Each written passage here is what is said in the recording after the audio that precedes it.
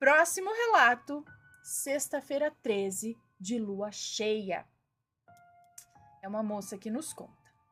Esse relato aconteceu na quaresma, numa sexta-feira 13. Gente, sexta-feira 13 de quaresma, hein? E pra variar tinha que ser na praia, né mesmo? Mas antes de iniciar o relato, gostaria de lembrar aos ouvintes do canal que, independente de religião ou seita, para quem faz magia, branca ou negra, sexta-feira 13 já potencializa a mesma. Com a lua cheia, então. Ai, era lua cheia ainda. Com a lua cheia, então, é só alegria, né? Pois sabemos que dificilmente vai ter algum erro. Esse relato é do dia 13 de março de 2020, na Praia Grande. Fomos em 8 pessoas comemorar o aniversário do namorado da minha prima, Camila. Mas como eu, a Camila, o Osvaldo e o Gilberto poderíamos ir mais cedo, fomos antes do resto da galera. Dessa forma, antes deles chegarem, nós ajeitamos o apartamento, deixamos o jantar pronto e fomos dar uma volta na praia, que era um quarteirão de onde estávamos. Os meninos levaram suas cervejas e eu e a Camilo narguilé, não sei. Fazendo uma observação aqui, umas semanas antes eu teria dado uns beijinhos no Osvaldo, mas estávamos brigados. Só para que vocês entendam o que acontece a seguir. Por ser sexta-feira 13 e de lua cheia e quaresma, eu decidi fazer uma magia de leve. Algo simples e nada para atingir ninguém, apenas para mim mesma. Eu me isolei dos 3 e lá fui eu, com a minha vela branca e minha vela rosa. Sentei na areia, pedi proteção para mim e minhas velas, enquanto Enquanto eu fazia ali o meu pedido, eu não tenho muita sorte no amor, sabe? E sempre acendo uma vela rosa, fazendo uma oração específica, mas como estava sem a oração ali, eu não sei de cor ainda, eu fiz como o coração mandou. Enfim, seguindo o relato aqui, a Camila e o Gilberto resolveram levar as coisas de volta ao apartamento, pois queriam tomar um sorvete. Mas eu e Osvaldo continuamos na praia, apesar de brigados. Por eu não estar muito bem aquele dia, eu fiquei conversando com ele. Por algum motivo estranho, eu consegui passar o fim de semana tranquila com ele. Até ficarmos de novo, mas hoje já não suporto nem lembrar dele mais.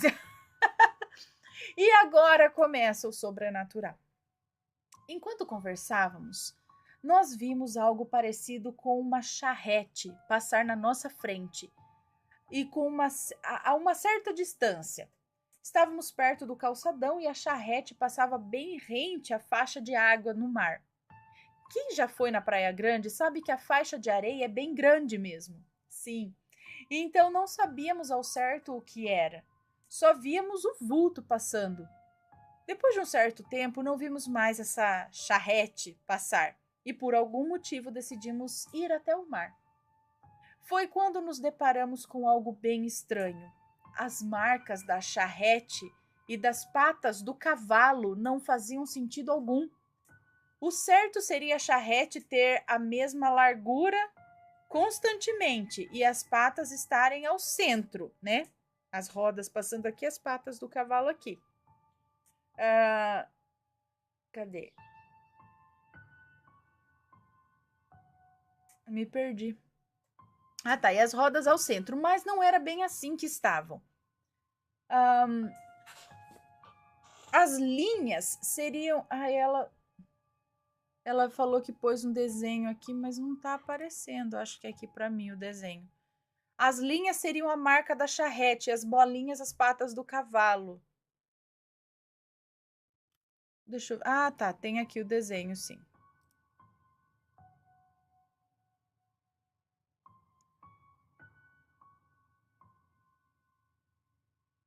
Tá, as linhas, só que fazia isso, ó. Vinha aqui, aí tinha a pata do cavalo no meio, aí as linhas se cruzavam e as bolinhas, as patas ficavam tipo para fora, aí tinha uma linha só no meio, aí a linha se estreitava, tinha 2 patas, aí a linha cruzava, aí a linha abria.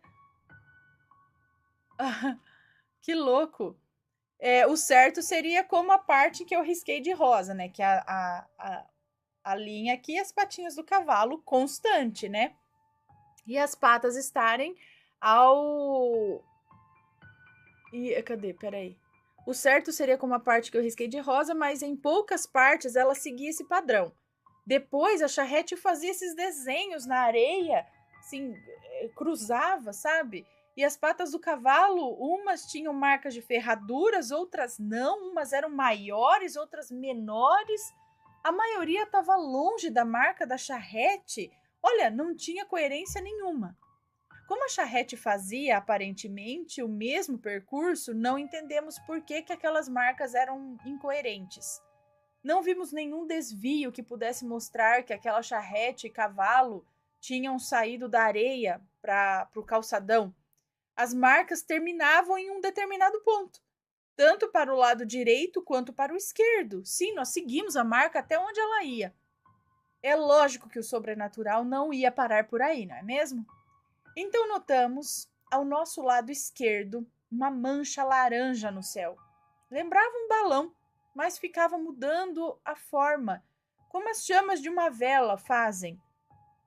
Falei para o Osvaldo para a gente andar em direção a essa mancha, porém do nada o céu ficou limpo. Quando o céu limpou, vimos que era a lua. Ela estava laranja e gigante e ia subindo ali no céu, o que eu estranhei, pois já era 8 da noite e a lua normalmente sobe lá pelas 6 da tarde. Ficamos ali sentados na areia admirando a lua, até que decidi ir até o reflexo dela na água, deixando o Osvaldo ali para trás. Estava eu ali na água sentindo a luz da lua e o seu reflexo, quando escuto o Gilberto gritar o meu nome. Estavam ele e Osvaldo em pé, com cara de pânico. Eu corri então na direção deles e foi quando Gilberto disse: Camila, a Camila sentiu algo estranho e me mandou atrás de vocês. Eu vim o mais rápido que pude. Quando chego aqui, vejo os 2 garotos de bike indo atrás do Osvaldo e outro indo atrás de você. Não sei o que aconteceu, mas eu salvei vocês de algo. E realmente não entendemos nada naquele final de semana. O que foi aquela charrete e para onde foi? E para onde ela foi? O que foi aquela lua? O que a Camila e o Gilberto sentiram? Do que eles nos salvaram? Como eu fiquei meiga com o Osvaldo. Só uma coisa certa, só aquele dia foi estranho, pois no sábado e no domingo nada de sobrenatural aconteceu. Tinha cavalo mesmo passando ali junto com a charrete, não eram bicicletas, às vezes, não sei. Não sei. Mas peraí, você foi pro mar e o Osvaldo... Quem de bicicleta? Camila sentiu algo estranho e me mandou atrás de vocês. Vim o mais rápido que pude e quando chego aqui vejo 2 garotos de bike indo atrás do Osvaldo e o outro indo atrás de você. Não sei o que aconteceu, mas salvei vocês de algo. Será que esses meninos de bicicleta iam assaltar eles? É isso? Cada um em um? Ia fazer alguma coisa? Ai, não sei, gente. Mas se ela sentiu, ele veio ali, vai saber. E a lua, 8 horas da noite, a lua grandona assim no céu, laranja. Sei lá, sexta-feira 13, de quaresma, de lua cheia, é forte. Me conta, gostou do relato? Então o que você acha de deixar um comentário aqui embaixo, sempre com respeito, por favor. Além do like, é claro.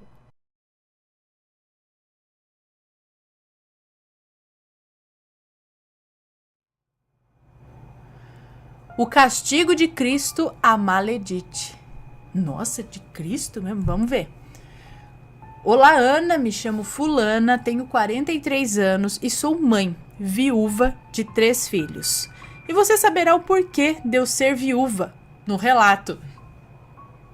Neste relato, conto sobre uma parte triste, de dor e de mágoas da minha vida. Tudo começa em 2012, no dia 29 de agosto. Eu trabalhava numa empresa de artefatos para segurança de casas. E foi lá que eu conheci o meu marido. Eu sempre fui uma menina muito boba com caras. Tipo, eles infelizmente só me usavam para prazeres sexuais. E depois me largavam.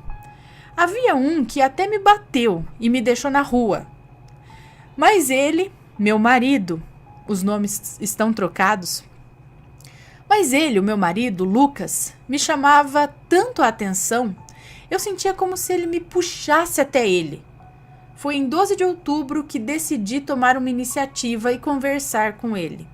Até então não havíamos puxado papo algum, mas aquele dia eu conversei sobre a vida, perguntei se ele era solteiro e era assim, e nós fomos evoluindo, até que passamos de colegas de trabalho para peguetes. Nós apenas nos pegávamos, mas isso era porque Lucas dizia que sua mãe era muito difícil em relação a namoros. Nós nos pegávamos escondido e ele sempre me mimava com chocolates, comida, flores, etc. E cada vez mais meu amor por ele foi crescendo.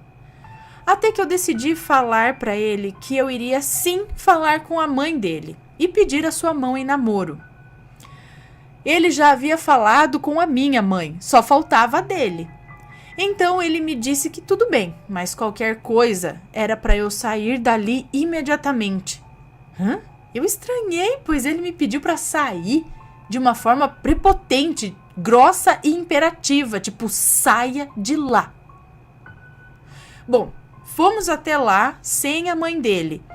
E só de chegar no quintal da frente da casa, eu já comecei a passar mal com a energia pesada que havia lá. Eu sempre fui sensitiva em relação às energias das pessoas. Bom, entramos lá e a mãe dele estava na cozinha e me falou: olá. Ah tá, ela tá dando um nome fictício para ela aqui, ó. Olá, Luísa. Venha comer essa torta que eu fiz especialmente para nós. Eu já contei esse relato? Enfim, venha comer essa torta que fiz especialmente, cuidado com especialmente para nós. E eu, com educação, disse que eu já havia comido, mas que eu ia levar 2 pedaços. E ela me deu. E eu achei muito estranho, pois eu nem sei se o meu namorado já havia contado para ela sobre o meu nome. E ela nem sabia que eu iria lá. Como ela fez a torta? Estranhei muito, mas nem liguei. Conversamos e ela aceitou numa boa o nosso namoro. Também estranho. E meu namorado também estranhou, pois o mesmo disse que ela era difícil em relação aos relacionamentos dele. Bom, eu me despedi dos dois e fui embora. No meio da rua, Ana, eu juro pra você, passou um homem velho, muito velho, mas com a pele lisa, que era tão branca que reluzia, e um cabelo castanho. Ele passou de bicicleta e derrubou as tortas no chão, que foram parar no esgoto. Eu fiquei brava, e quando fui dar bronca no rapaz, cadê ele? No rapaz não, no velho, né? Cadê ele?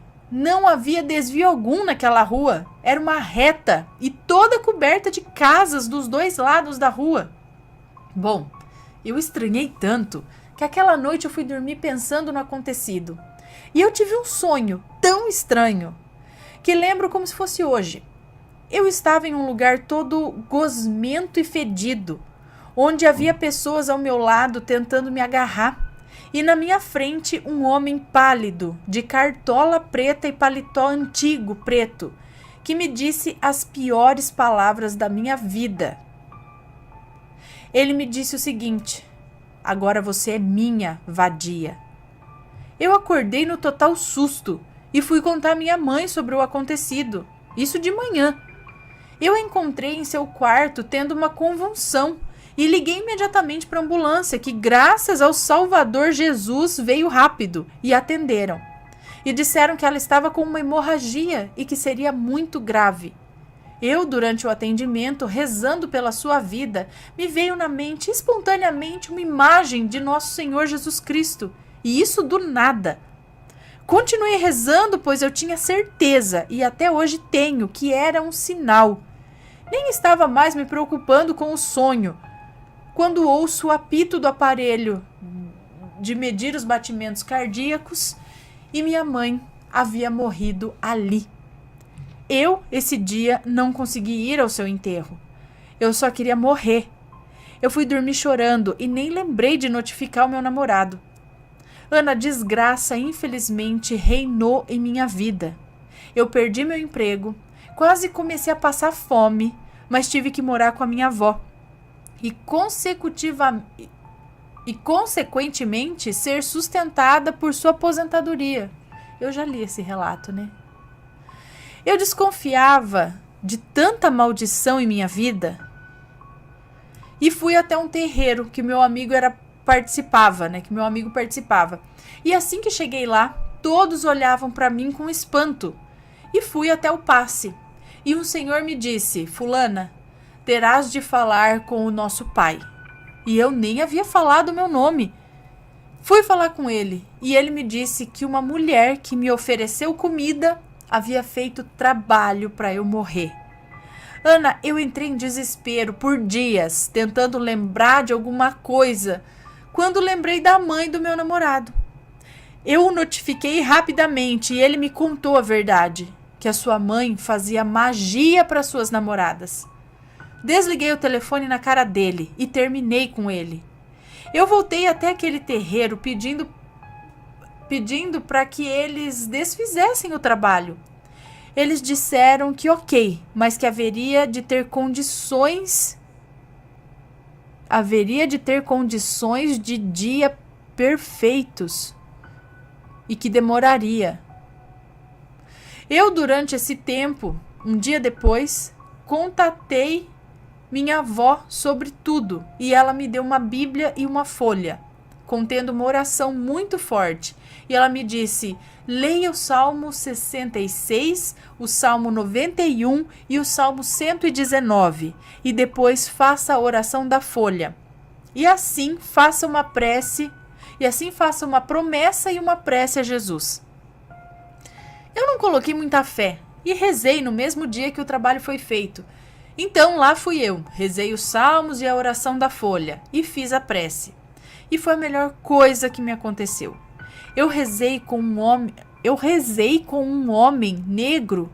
Ele estava com a mão em minhas bochechas e me dizia 3 vezes: a libertação está em Jesus. Eu então acordei com uma ligação do meu celular às 9h30 da manhã e era uma oportunidade de emprego.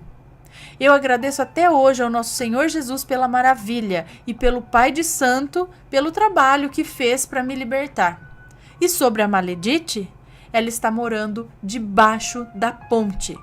Seu filho morreu, ele se suicidou com remédios e ninguém soube o motivo. Só que ele estava enlouquecendo. E eu acho que não se deve desejar mal, e sim luz aos seus inimigos. Eu me casei e, como disse, tenho 3 filhos. Meu marido, ano passado, infelizmente foi atropelado. E eu acho que a hora chega a todos. Um beijo, Ana. Eu sinto muito. Um beijo pra você. E né? Tem gente que, pra mim, não bate bem da cabeça, não. Esse povo.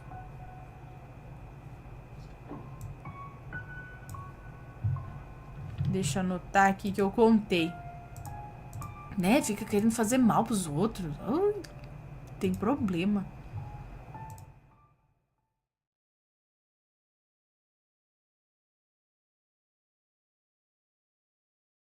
Nossa Senhora me pediu para eu rezar o terço. Isso aí, acho que vou também nessa. Vamos lá. Pode falar meu nome, mas não falo. Nossa, oi Ana, me chamo fulana e esse relato aconteceu comigo na manhã do dia 31 de maio de 2007, quando eu morava em Teresina, no Piauí. Aqui começa o meu relato. Sabe, Ana, aqueles sonhos que mais parece real?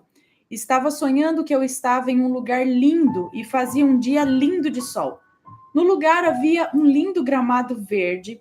Havia também uma linda janela, mas tão linda que eu não sei nem explicar de tão linda. Havia também no lugar uma linda estátua toda branca de Nossa Senhora. O lugar me transmitia muita paz. Eu nunca tinha sonhado um sonho tão lindo assim. É lindo.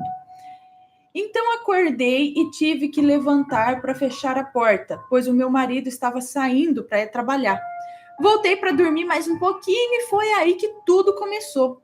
Sabe, Ana, aquele estágio meio dormindo, meio acordada? Foi aí que eu tive a paralisia do sono. Então tive uma visão. A visão começava do chão da casa. Ana, pensa no piso bonito que o chão tinha. Eu não sei nem explicar. E me levava até duas mulheres que eu nunca tinha visto antes. Uma dessas mulheres era uma senhora idosa de cabelos brancos e estava sentada em uma cadeira, e em suas mãos o terço. E ao lado da senhora, a outra mulher estava em pé. Essa aparentava ter uns 40 anos e também segurava o terço, e as duas pareciam estar rezando o terço. Enquanto era me mostrada essa visão, eu ouvi a voz de Nossa Senhora me dizendo: minha filha, reza o terço, reza o terço, reza o terço. Ana, pensa em uma voz linda e doce. Quando me lembro, os meus olhos se enchem de lágrimas. Eu estou aqui emocionada escrevendo. Era a voz de Nossa Senhora me pedindo para eu rezar o terço. A voz mais linda e doce que eu ouvi na minha vida. Então, ouvi um coral de anjos que me diziam: Ave Maria. Nesse momento, a paralisia acabou. Eu voltei ao normal, peguei o terço e fui rezar, atendendo ao pedido de nossa mãezinha do céu. E aqui acaba o meu relato. Ana, amo o canal, já assisti todos os vídeos, sempre deixo os meus likes para ajudar o canal. Beijos para você, para o Matheus, para a Penélope, para o Vitório. Que Deus abençoe sempre essa linda e abençoada família. Amém. Muito obrigada. Um beijo para você. Olha só, o negócio é melhor rezar mesmo, né? Depois de uma visão dessa, que legal, né? A gente vê tanta coisa de visão ruim e tal, visões boas também. E aí, tá gostando dos relatos? Então o que você acha de deixar um like aí no vídeo, hein? Gosta dos relatos? Deixa o seu like, mesmo que seja nos cortes. Me conta, gostou do relato? Então o que você acha de deixar um comentário aqui embaixo, sempre com respeito, por favor. Além do like, é claro.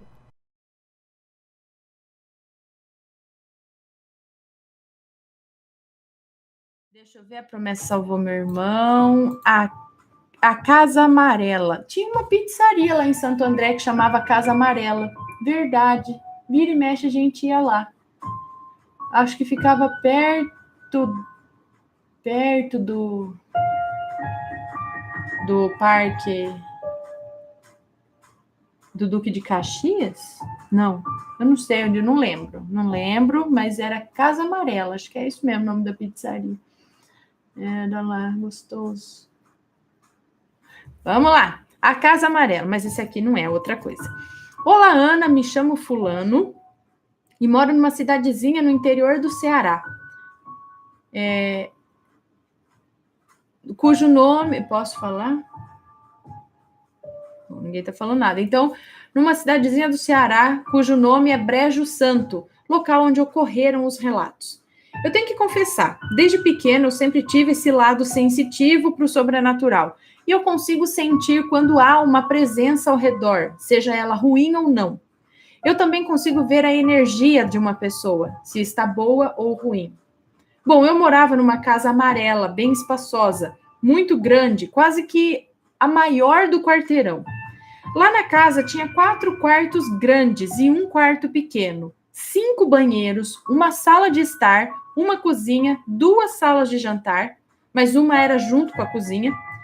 O primeiro relato ocorreu no quarto chamado de Quarto dos Estudos, porque o meu pai tinha o hábito de estudar lá. Tinha um corredor gigante com portas para os 4 quartos grandes, e nesse dia eu não sei bem o porquê eu estava correndo, não sei bem porquê de eu estar correndo nesse corredor, mas na hora em que eu passei pelo quarto dos estudos, eu vi uma mulher negra de cabelo black power mexendo no computador e sorrindo. Mas na hora em que eu voltei para olhar, ela não estava mais lá. Eu era pequeno, eu devia ter uns 10 anos. Nem dei muita bola e continuei pelo meu caminho para o quarto da minha mãe. Outro relato não aconteceu nenhuma nem duas vezes, mas sim várias vezes. Eu e meu primo e o meu irmão tínhamos o hábito de dormir tarde. Tarde para nós, porque a gente ia dormir umas 11 horas da noite.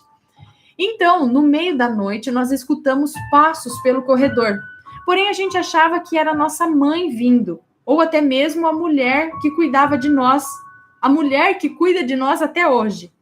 Mas quando íamos olhar no corredor, não havia ninguém lá. A gente nem dava bola, falava que era só besteira e continuava jogando na TV. Outro relato que não aconteceu só comigo, mas sim com o meu irmão também. Nós estávamos dormindo em uma cama de casal, quando do nada eu acordei e quando olhei para cima, eu vi uma silhueta de algo que não era humano. Parecia um cone oval de duas pontas, uma em cima e outra embaixo. Eu estava paralisado por causa da paralisia do sono.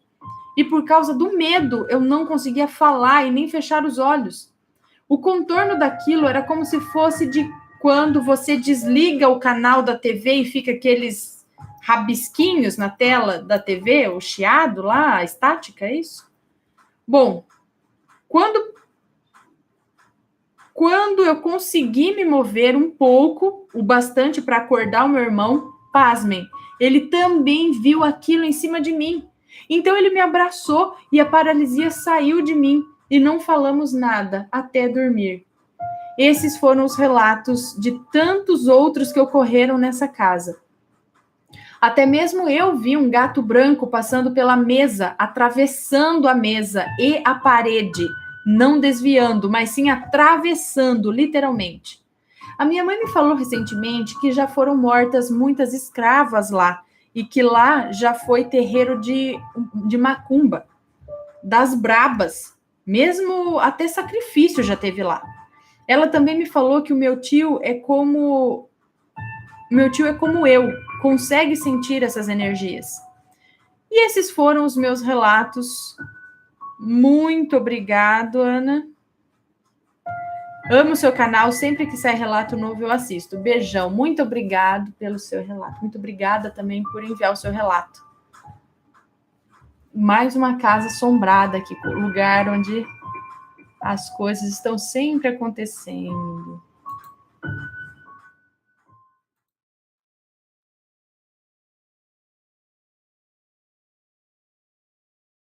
Que é isso aqui, amarração para o meu ex. Me arrependo muito, pois fiz algo horrível além disso. E, gente, que esse daqui não vire outro proibidão também, né? Vamos ver. Olá, Ana e assombrados. Me chamo Fulana, mas pode me chamar de Fulana. Eu tenho 37 anos e eu namorava um rapaz de 38. E eu o amava muito. Estava indo tudo bem no nosso relacionamento. Ficamos bem juntos até 1 ano e 4 meses. Depois desse período, as coisas começaram a dar errado. Ficamos bem juntos até 1 ano e 4 meses. Depois desse período, as coisas começaram a dar errado, pois ele era separado, né, da ex-mulher e tinha um filho com ela. E ele gostava de sair no final de semana com o filho dele e com outra amiga e o filho dela. E ele não me chamava. Questionei esse comportamento. Eu disse que isso era errado e eu não gostava. Bem, aí é que começaram as brigas constantes, por esses motivos e outros também. Bom, eu continuei me dedicando a ele, mas já não era mais a mesma coisa. Então, com constantes brigas, ele me chamou em um sábado de manhã e disse que queria terminar comigo. E ia deixar algumas coisas minhas na minha portaria, que estavam na casa dele. Eu fiquei sem chão, eu fiquei arrasada e inconformada com tudo isso. Fiquei super triste e sem comer por alguns dias até. Até que decidi procurar uma mãe de santo e fazer uma amarração amorosa. Comparando tudo que se tem direito... comprando, eu acho, tudo que se tem direito. galinha, velas, pó, rosas, espelhos, pentes, etc. E pagando um valor alto para a mãe de santo também. Foi muita coisa que a gente colocou na casa de Exu e Pombagira naquela época, é isso? Foi muita coisa que colocamos na casa de Exu e Pombagira naquela época. Banhos dados para tomar, rezas. A entidade veio e disse que sim, iria trazê-lo de volta. Guarde essa informação. Ok, tudo feito, beleza, eu fiquei só no aguardo. E eu, impaciente, ele visualizava todas as minhas redes sociais, os status, os stories. Isso fazia quase 2 meses já que tinha feito e nada. Eu, inconformada com isso, porque eu tinha certeza que ele não estaria sozinho esse tempo todo, fiquei com muito ódio dele. Fui atrás de um outro pai de santo, agora um homem, né? Um pai de santo. Fui fazer um outro trabalho, mas agora um trabalho diferente. Um trabalho num cemitério, com um boneco de voodoo, num túmulo, para acabar com a vida dele.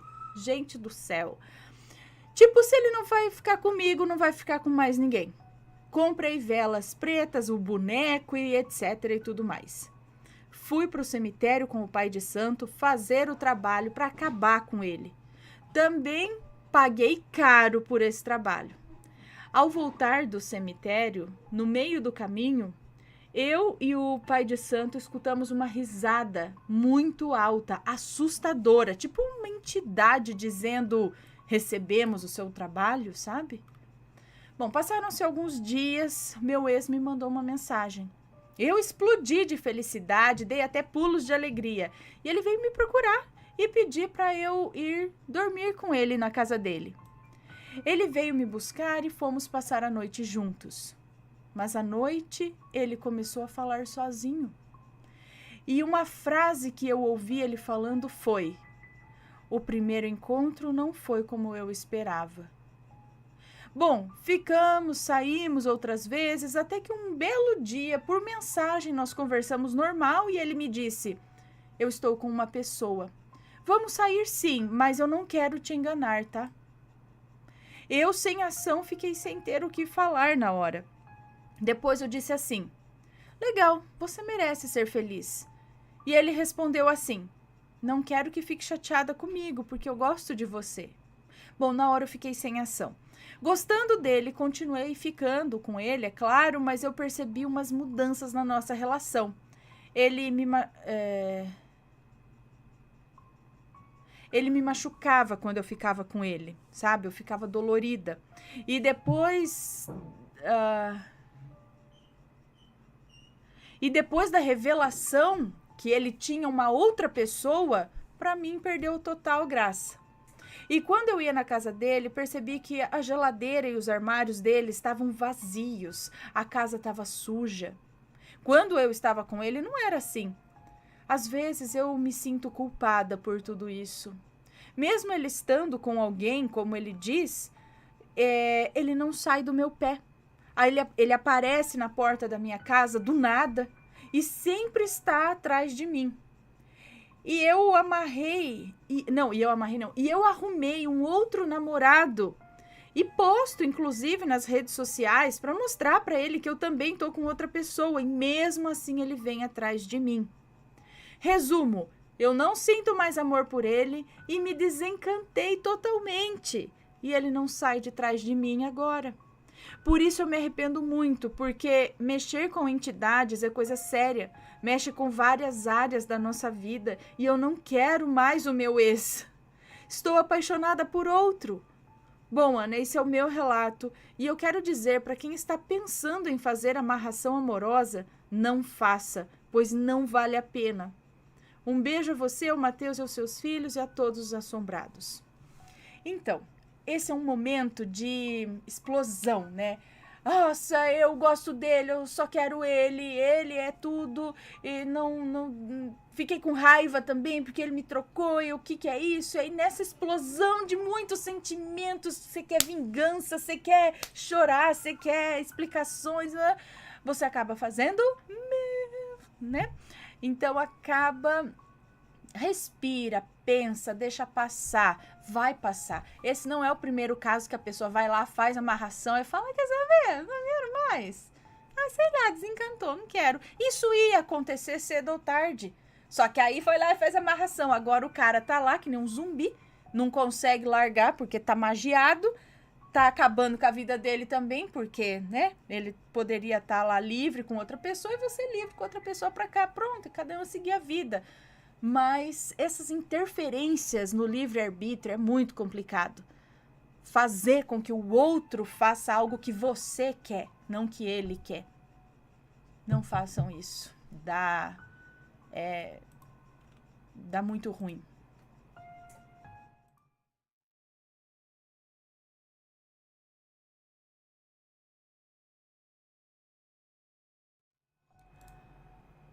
Brincadeira de mau gosto, sonambulismo ou espírito? Quem visitou meu quarto naquela noite? Boa noite, Ana. Tudo bem com você? Conheci o canal há pouco tempo e já tô viciada. Tenho vários relatos para enviar, mas vou começar com um que até hoje não encontrei nenhuma explicação racional para ele. Pode me chamar de fulana. Tenho 34 anos e essa história aconteceu quando eu tinha mais ou menos uns 22 anos. Eu fazia faculdade de engenharia e nessa época eu era ateia e muito cética. Muitas vezes discuti com pessoas tentando provar que não existia Deus, espírito ou vida após a morte. Nem sei que argumentos eu usava.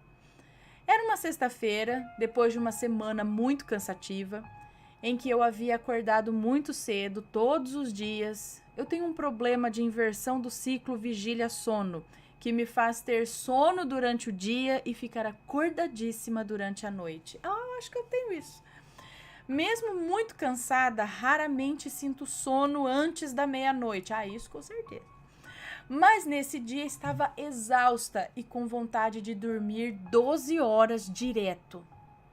Cheguei em casa por volta das 9 da noite, tomei um banho, entrei para o meu quarto, tranquei a porta e pensei, vou dar 2 voltas na chave porque amanhã eu quero dormir até meio-dia e não quero que ninguém entre no meu quarto para me incomodar. Vesti um pijama, apaguei a luz, deitei e dormi como uma pedra. De repente, acordo com a luz do meu quarto acesa e uma pessoa, que na hora eu julguei ser meu irmão mais novo. Uma pessoa sentada na beirada da minha cama, encostada com os braços e a cabeça em uma cômoda que havia em frente à cama e de costas para mim. A porta do quarto que ficava ao lado da cômoda estava entreaberta e a pessoa parecia estar dormindo. Eu fiquei com ódio, né? Comecei a xingar e perguntar, mas como que você entrou aqui? Ele não respondeu. Então eu falei, sai daqui agora, senão eu vou chamar o meu pai. Ele se levantou sem olhar para trás, abriu a porta e saiu. Nesse momento eu gritei também, e fecha a porta! Mas ele não fechou. Eu então levantei com ódio, fechei a porta e pensei, olha, eu vou dar uma volta só na chave porque amanhã eu vou conferir e contar para o meu pai. Apaguei a luz e voltei a dormir.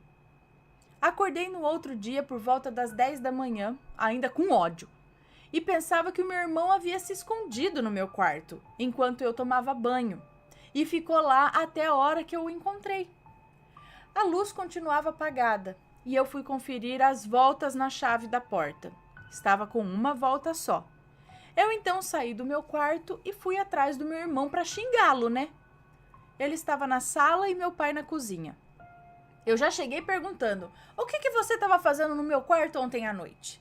E ele disse, oi? O quê? E eu falei, você estava no meu quarto, sentado na cama, encostado na cômoda. Eu fechei a porta e acabei de conferir que dei uma volta só na chave. E ele falou, quê? Eu não tô entendendo nada do que você tá falando, menina. Nisso, meu pai veio ver o que estava acontecendo e eu falei: pai, ele estava escondido no meu quarto de noite. Eu xinguei ele e ele saiu. Eu fechei a porta, apaguei a luz quando ele saiu. Dei uma volta só na chave para conferir hoje de manhã. E meu irmão falou: minha filha, o que eu ia ficar fazendo no seu quarto enquanto você dormia? Ah, deixa de ser doida. Eu falei que ele queria me assustar ou coisa do tipo, mas ele jurou que não era ele. Meu pai, então, para me assustar de verdade, falou: vai ver, era o Sete Peles mesmo. Você olhou para ver se ele tinha pés de bode? E começaram a rir de mim. Eu voltei para o meu quarto ainda com ódio e fui raciocinar. Realmente, se ele estivesse escondido no meu quarto enquanto eu tomava banho, não fazia sentido a porta estar entreaberta, a luz acesa e ele sentado na cama, encostado na cômoda. Se ele quisesse me assustar, era só puxar o meu pé ou falar "bu". Com a luz apagada, seria muito mais assustador. Além disso, ele teria que ficar sentado lá não sei por quanto tempo esperando eu acordar. Se eu acordasse. Meu irmão também nunca foi sonâmbulo, nem eu. Mas mesmo assim, para ele entrar no meu quarto de madrugada, ele teria que abrir a porta, que eu havia deixado muito bem trancada. Assim, me convenci que aquilo tudo não passava de uma alucinação. Afinal, eu estava muito cansada quando fui dormir e pessoas cansadas têm mais chances de ter alucinações. Mas eu ficava pensando, e a volta na chave que eu conferi? E a porta que eu fechei? E a luz que eu apaguei? Se eu tivesse me levantado com uma alucinação, eu teria que voltar uma volta na chave. Se eu tivesse tocado no interruptor, a luz que estaria apagada de manhã estaria acesa. Então, ainda com dúvidas de que poderia ser mesmo meu irmão, fui contar isso para minha mãe, para ver o que ela achava. Ela então falou: eu acho que não era o seu irmão, não. Uma vez, logo que nos mudamos para essa casa, o seu pai trouxe uma amiga benzedeira aqui. Ela nos disse que havia alguma coisa no seu quarto, mas que faria uma oração para que essa coisa fosse embora. Nunca te contamos isso para não te deixar com medo. Além disso, nós acreditamos que a coisa foi mesmo embora. De qualquer forma, você mandou ela sair de novo, essa noite. Então, acredito que ela foi embora mais uma vez.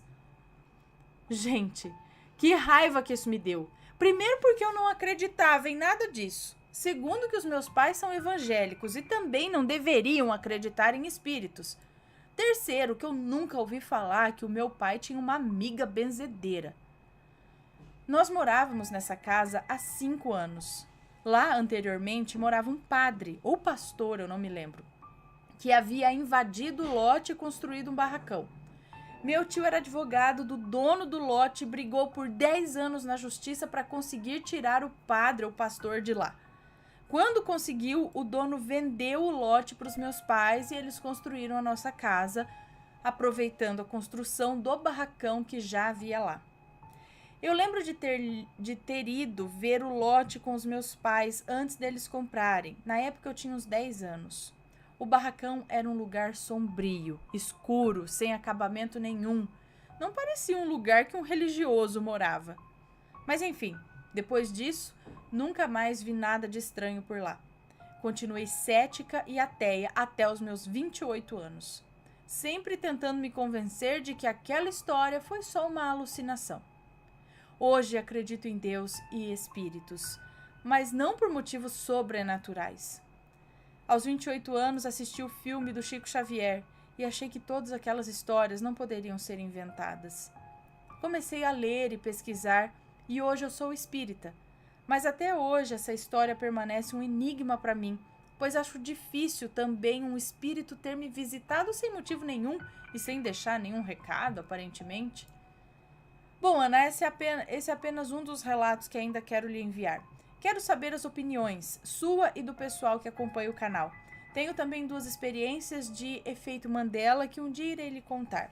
Uma delas é com o 11 de setembro, que só recentemente descobri que muitas pessoas também têm. Abraço e sucesso com o canal. Muito obrigada, um beijo para você. Às vezes um espírito perdido mesmo, ele já tava meio perdido lá, né? Ele tava sentado na beira da cama, apoiado com a cabeça na cômoda, assim. E aí você mandou sair, ele levantou e foi, sei lá. Às vezes não tinha nem muita relação direta ali com você, ele só tava ali, perdido. Vai saber.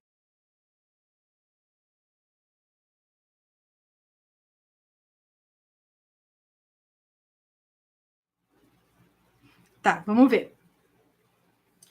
Minha mãe viu o Saci. Mãe, você já viu o Saci? Foi a avó, o vô, não sei que viu o Saci. Vamos lá, vamos ver aqui. Oi, Ana, tudo bem? Me chamo Fulana e vou contar um relato da minha mãe.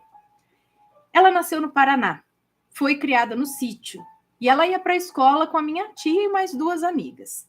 Iam pelo meio do cafezal, a pé, às 4, fazendo bagunça o caminho inteiro. Certa vez, as meninas estavam um pouco mais à frente da minha mãe e gritaram para ela correr, que tinha o Saci dentro de um buraco no chão. Minha mãe foi correndo até elas e disse assim: se for o Saci mesmo, eu mato ele.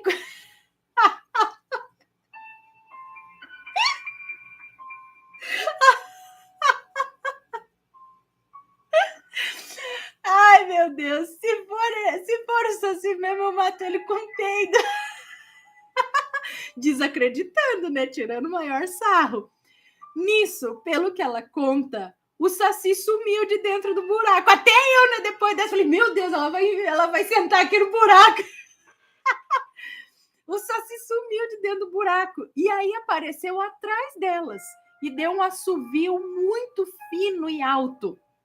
Elas olharam aquilo e se mandaram correndo. De repente, o Saci aparecia na frente delas. E aí elas voltavam correndo para trás. O Saci sumia e aparecia novamente na frente delas. Até que sumiu de vez. Elas nem foram para a escola, voltaram correndo para casa.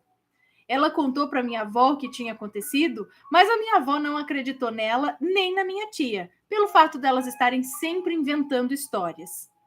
Meu avô, que estava na cidade, chegou e falou para minha avó que o Saci tinha aparecido por lá e feito a maior confusão. Derrubou uns operários que estavam trabalhando em cima de escadas, derrubou gente que andava de bicicleta, enfim, fez maior bagunça. E ainda depois, o pessoal dos sítios vizinhos disseram que os cavalos estavam com as crinas e com os rabos todos amarrados, que o gado saiu correndo em disparada e chegou até a quebrar cercas. Minha mãe diz que o Saci tinha somente um olho no meio do rosto e era a coisa mais horrível que ela já tinha visto. Enfim, ela nunca mais o viu depois disso. Até mais, Ana. Um beijo. Saci, uma pinguari. Uma pinguari tem um olho só, não é? Não, um olho só, uma boca, né, no meio da barriga. Não sei, gente. Uai, esse Saci era um Saci ciclope. Mas, então, o que acontece é que várias pessoas naquele dia ou enfrentaram coisas que o Saci poderia ter feito, tudo aquilo. Estava solto o Saci ali aqueles dias, então, ou aquele dia no sítio. Minha mãe conta também era meu avô, meu bisavô, eu acho, não sei, avô, bisavô, estava andando também no sítio à noite, voltando para casa, sei lá. E aí ele viu uma sombra, sabe, uma silhueta assim na frente dele, não sei se ele estava a pé ou a cavalo. E aí ele ficou, falei, mas o que é isso? Não dava para identificar se era alguma pessoa, porque de noite no sítio era uma sombra ali na frente. Aí ele andava, falou, bom, vou continuar andando. Conforme ele andava, aquilo parece que ia pulando na frente. E aí ele parava de novo. E aí aquela sombra parava. Aí ele continuava andando e aquilo ia pulando. Falou, quer dizer, é o Saci. Aí ele catou a garrucha, né, que eles andavam para a segurança, e falou, eu vou atirar, se for gente, sai da frente que eu vou atirar. E aquilo não se mexeu, não saiu do lugar. Eu falei, se for Saci, vai tomar um agora. E pá, atirou. Atirou, no que atirou, aquilo sumiu. Sumiu da frente, sumiu no mapa. Aí ele continuou andando. Provavelmente era o Saci, então, porque se fosse... Ou o Caio Duro ali, ele não viu. Não era, gente. E andava pulando. Só pode ser o Saci.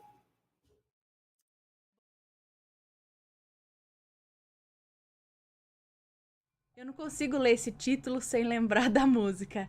Tapa na cara. Lembra da música? Tapa na cara. Acho que era um axé. Bom, mas vamos ver. Tapa na cara. É o título deste relato. Vamos lá. É uma moça que nos conta. Olá, Ana. Meu nome é Fulana.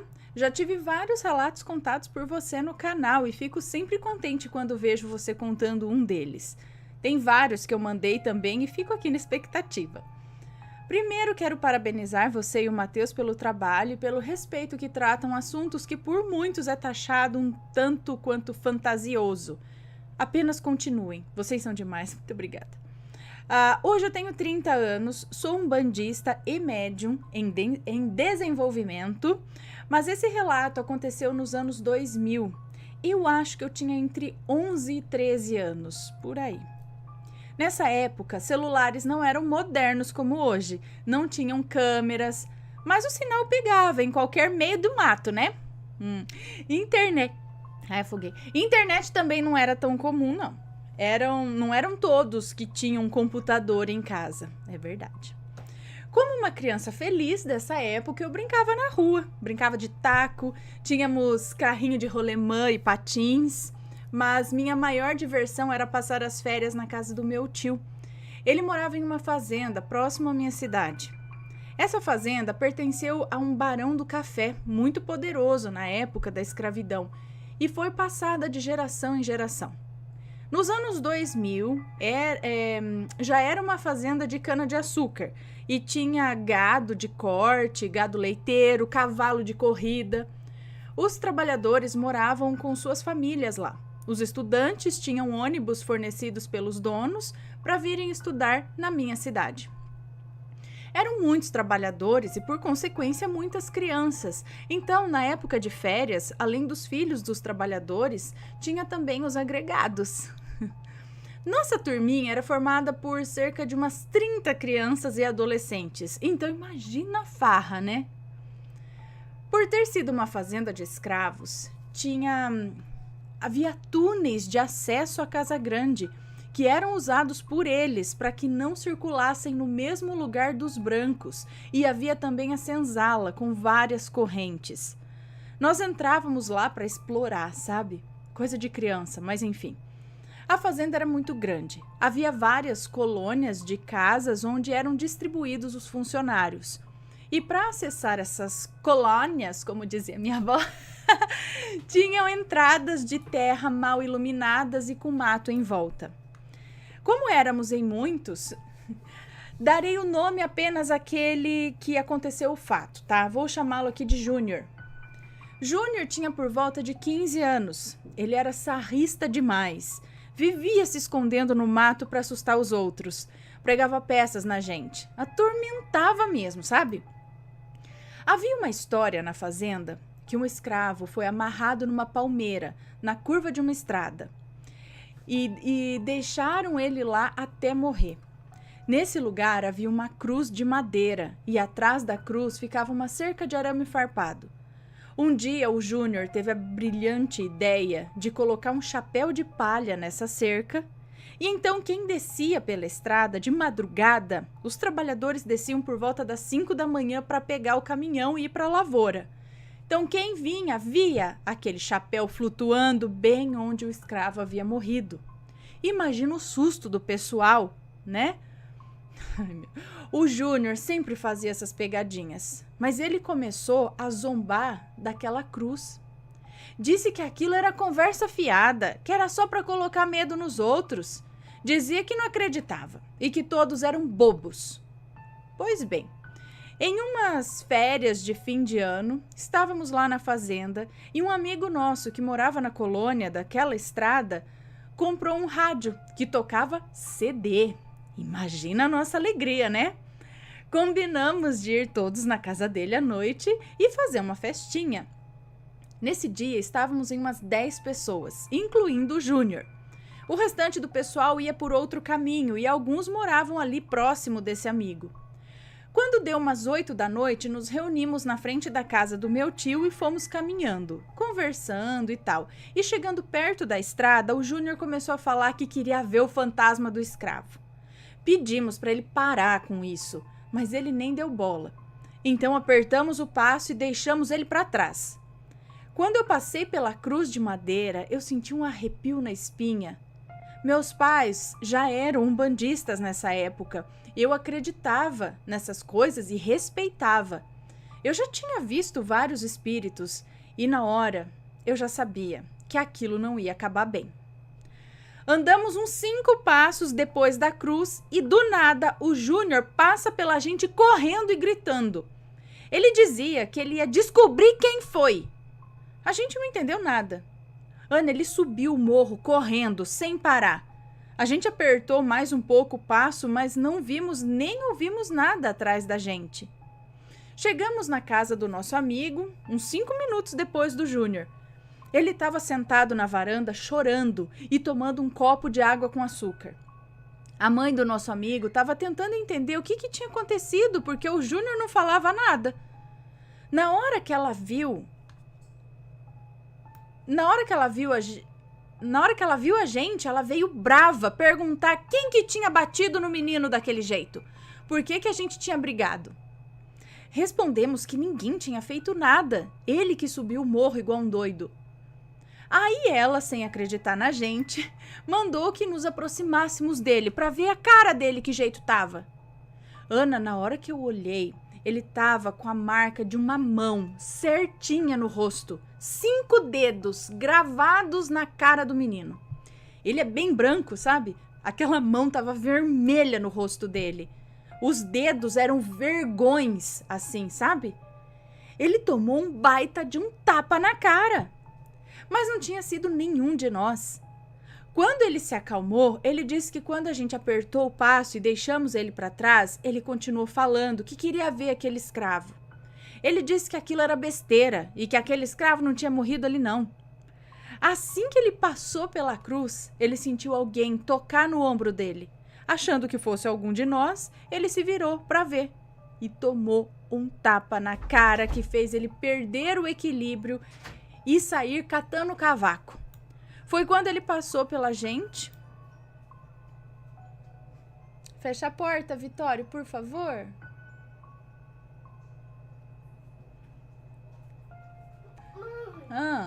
Mãe. Mamãe não pode agora. Mãe. Não posso, gente. Não, Pepe, deixa a mãe terminar o relato. Não, mãe não pode. Vai lá com o papai. Papai também tá trabalhando.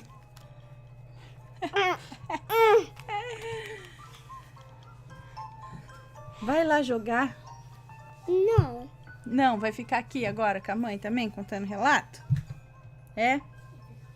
Não, Pepe, vamos lá, chama ele lá pra brincar com você. Olha só.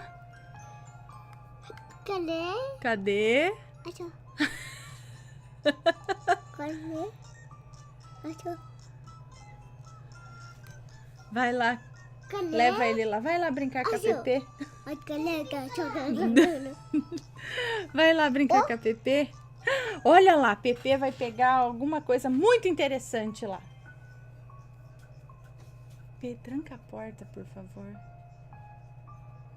Não, você também vai pra lá. Não, você não vai ficar aqui. Não, Pepe, por favor. Vai, Pepe, por favor.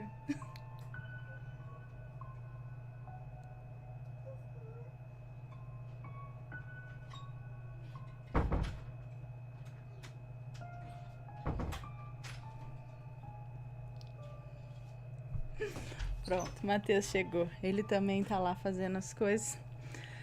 Bom, voltando ao relato. Então, o Júnior, achando que fosse um de nós que tinha batido no ombro dele, se virou pra ver e tomou um tapa na cara que fez ele perder o equilíbrio e sair catando cavaco, sabe? Sair catando cavaco, se desequilibrar assim e quase cair. Foi quando ele passou pela gente correndo e gritando que ia descobrir quem foi que bateu nele. Mas depois disso, ninguém passou pela gente. E quando chegamos na casa do amigo, os outros já estavam lá. Ninguém chegou depois da gente. O Júnior tomou um tapa de um espírito, ou daquele escravo, e de algum que não gostou nada da zombaria dele. Depois disso, além do Júnior nunca mais falar nada sobre essas histórias, ele nunca mais passou naquela estrada também. Toda vez que a gente ia para casa desse amigo, o Júnior fazia a gente dar uma volta imensa para não passar por lá. Pelo menos ele aprendeu a lição, né? Esse foi o relato, Ana. Eu espero que você tenha gostado e que não tenha ficado confuso demais. Me desculpe os erros, eu estou enviando pelo celular. 1000 beijos e que meu pai Oxalá abençoe e ilumine essa família linda que você tem. Sucesso, Aninha. Muito obrigada. Deixa só pra mim aqui, ó.